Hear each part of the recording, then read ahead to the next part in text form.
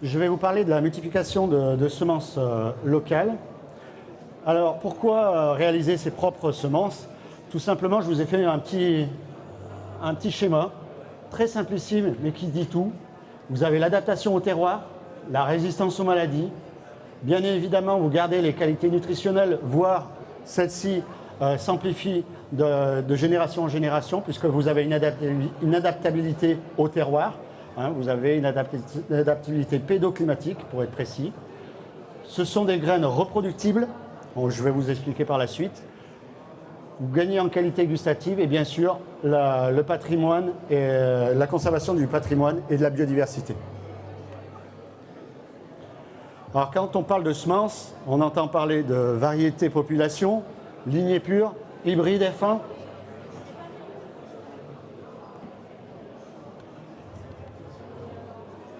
Voilà, donc je vais commencer, je suis aussi pédagogue, donc je vais vous commencer par vous apprendre ou vous remémorer qu'est-ce qu'un hybride F1. Un hybride F1, pour simplifier les choses, on prend une tomate ronde jaune, une tomate rouge allongée. On a des choses qui sont prédominantes, notamment la forme ronde est dominante par rapport à la caractéristique allongée. On a pareil par rapport au goût fade, au goût délicieux, et couleur jaune, couleur rouge. Donc on obtient une tomate ronde, délicieuse et rouge lorsqu'on croise ces deux variétés. Et on a la hybride F1, première génération.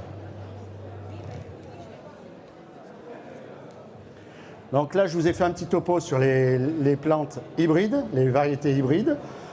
Contrairement à ce que l'on pourrait penser, ce ne sont pas des plantes stériles, elles sont non reproductibles. Alors il y a une petite différence entre la stérilité et la non-reproductibilité. Ça veut tout simplement dire qu'on ne conserve pas forcément les mêmes caractéristiques quand on fait une hybridation, quand on reprend des graines de plants hybrides F1. Les lignées pures, c'est un ensemble d'individus qui sont tous identiques entre eux.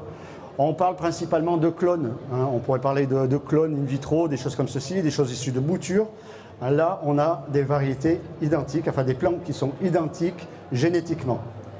Et en dernier lieu, là, c'est ce qui nous intéresse, les semences population ou semences paysannes. C'est issu d'une population qui est, comme je vous l'ai dit auparavant, reproductible. Et qu'elles sont renouvelées en pollinisation libre, c'est-à-dire qu'il n'y a pas d'intervention humaine, sans autofécondation forcée, donc pas d'intervention humaine, et sur plusieurs générations. Quand on parle de semences paysannes, il y a un gros souci. C'est ce qu'on pourrait appeler le serpent de mer, c'est le contexte réglementaire. Il faut absolument travailler, bien évidemment, des semences libres de droit. C'est tout simplement, vous avez des obtenteurs, donc il faut qu'elles soient complètement libres, que le dépôt l'obtention ait été levé. En général, elle se lève au bout de 10 ans, 15 ans, suivant les brevets. On peut regarder ça sur le catalogue, sur le site GEVES, sur Internet. On retrouve très facilement l'autorisation ou pas de travailler telle ou telle plante.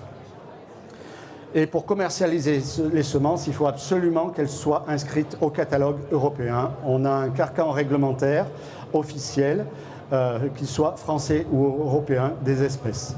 Alors là, il y a un petit dispositif particulier pour la conservation des variétés, puisqu'on a des variétés, ce qu'on appelle des races locales, qui sont extrêmement riches et intéressantes de conserver. Il ne faut pas perdre cette biodiversité. Et là, il y a absolument besoin de retravailler sur ces races locales. Voilà. Pour l'instant, un jour, il y a une libération des semences qui devrait être prévue pour 2021. Derrière, on a la Constitution qui a contrebarré cette loi européenne. Donc, pour l'instant, je pense qu'il y a besoin de temps de travail là-dessus, de défendre notre patrimoine génétique, notre patrimoine végétal. Il faut faire la conservation. Je pense que tous ces lobbies vont se lever par force. Alors, je vous ai fait un petit topo sur l'autoproduction de semences. qu'est-ce qu'il faut faire? C'est un petit peu comme tout multiplicateur. Quelle que soit la méthode de multiplication, ça on l'apprend, j'apprends aux élèves à l'école, il faut choisir des plans vigoureux, sains. Ça va sans dire, hein. On ne travaille pas sur des plans déjà malades ou chétifs. Bien sûr, pas parasités, que ce soit par des nuisibles ou par des champignons, et qui soient conformes. Donc il faut bien faire une étude sur ce que l'on multiplie, conforme aux caractéristiques de la variété. Cette caractéristique, je vous parlais de l'évolution pédoclimatique tout à l'heure, elle évolue dans le temps. C'est-à-dire que nous, sur l'exploitation, ça fait à peu près 5-6 ans que l'on travaille en partenariat avec la Maison des Semences. La Maison des Semences, c'est l'association locale du réseau des semences paysannes. Dans chaque localité, vous avez une association locale du réseau des semences paysannes. Le réseau des semences paysannes étant national. Et on travaille avec eux justement pour faire des sélections participatives et de la conservation de variétés qui soient inscrites ou non au patrimoine européen, enfin au catalogue européen, simplement pour de la conservation.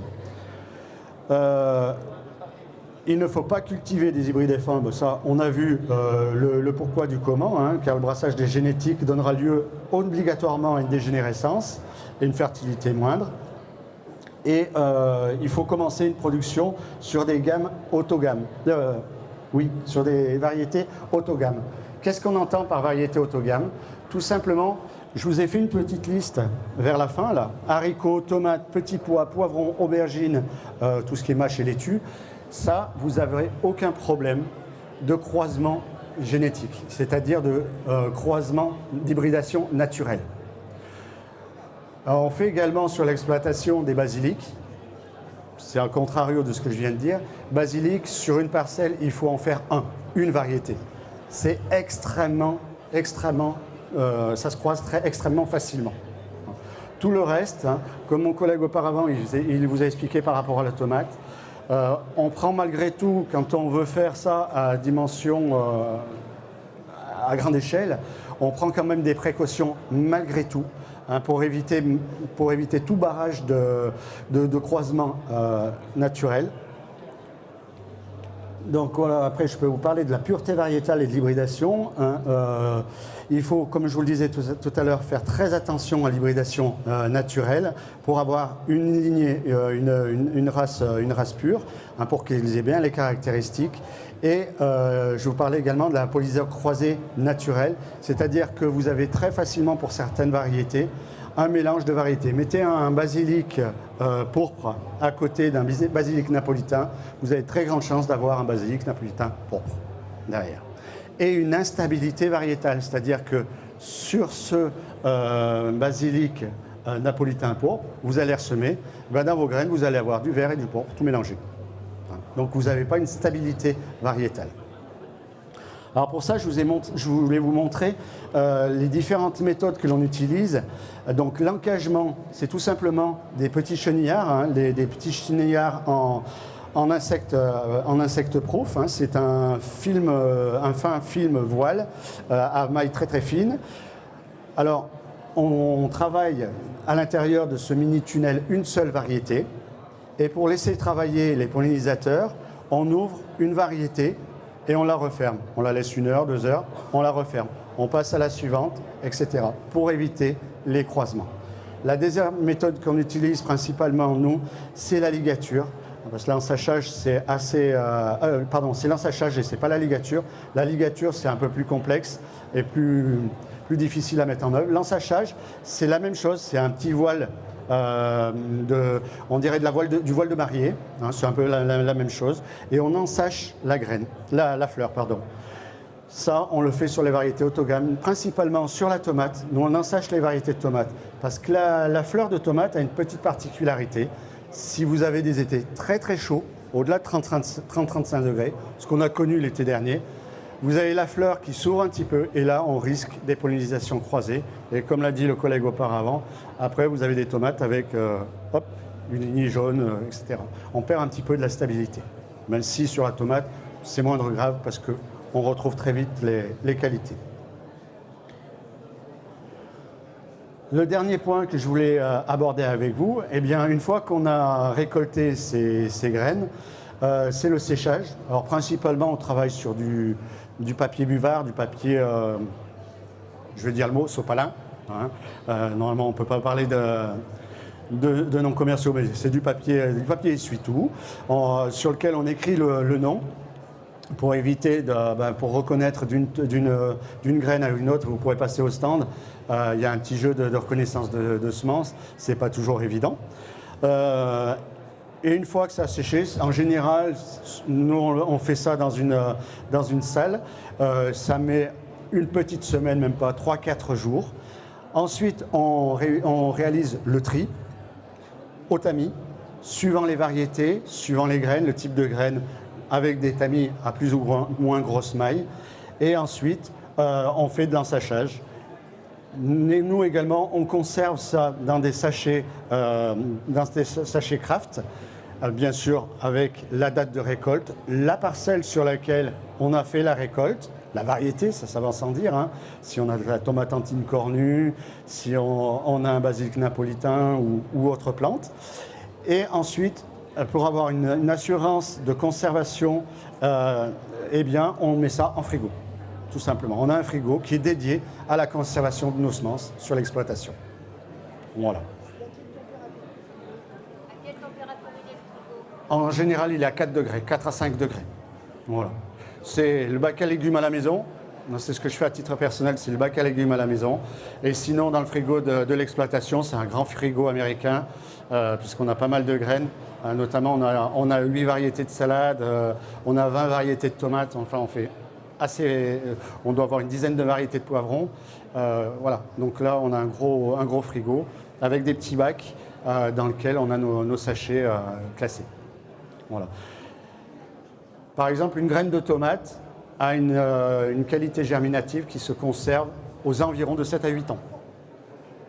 Donc après, vous pouvez ne pas faire vos semences, suivant les besoins que vous avez, pas faire vos semences chaque année. Voilà.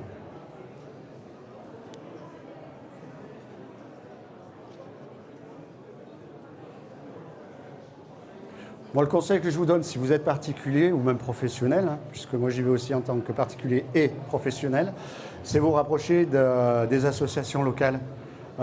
C'est une mine d'or d'enseignement, que ce soit humain ou végétal. Hein. En général, on retrouve des passionnés du végétal et il y a énormément d'échanges enrichissants. Voilà. Je vous remercie de votre attention.